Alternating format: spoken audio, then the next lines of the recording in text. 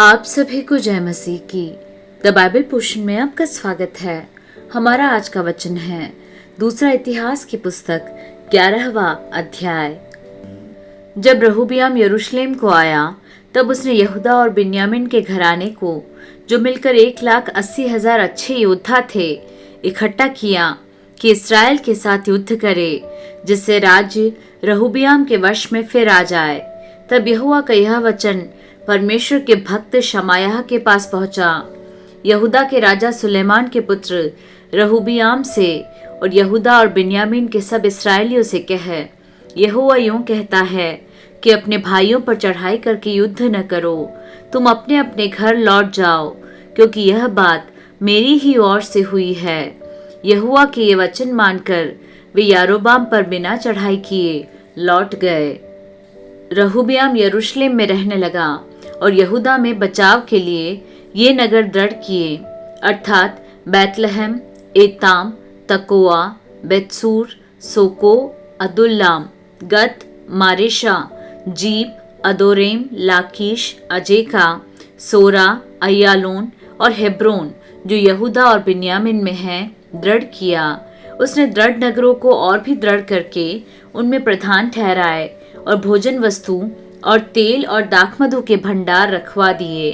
फिर एक एक नगर में उसने ढाले और भाले रखवा कर उनको अत्यंत दृढ़ कर दिया।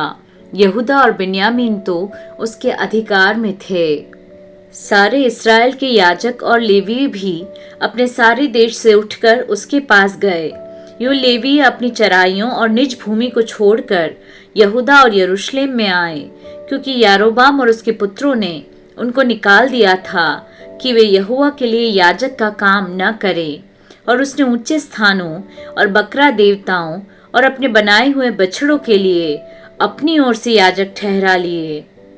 लेवियों के बाद इस्राएल के सब गोत्रों में से जितने मन लगाकर इस्राएल के परमेश्वर यहोवा के खोजी थे, वे अपने पितरों के परमेश्वर यहोवा को बलि चढ़ाने के लिए यरूशलेम को आए। उन्होंने यहूदा का राज्य स्थिर किया और सुलेमान के पुत्र रहोबियाम को 3 वर्ष तक दृढ़ कराया, क्योंकि 3 वर्ष तक वे दाऊद और सुलेमान की लीक पर चलते रहे।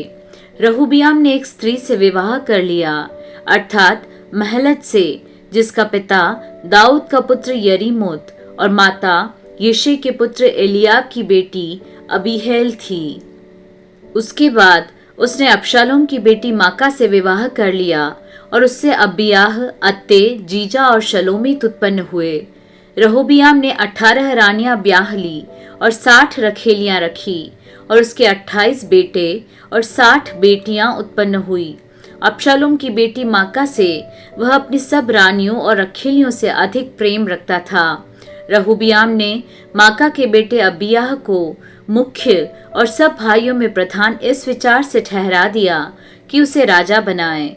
उसने समझबूझकर काम किया और उसने अपने सब पुत्रों को अलग अलग करके यहूदा और बिन्यामीन के सब देशों के सब गढ़ वाले नगरों में ठहरा दिया, और उन्हें भोजन वस्तु बहुतायत से दी और उनके लिए बहुत सी स्त्रियां ढूंढी।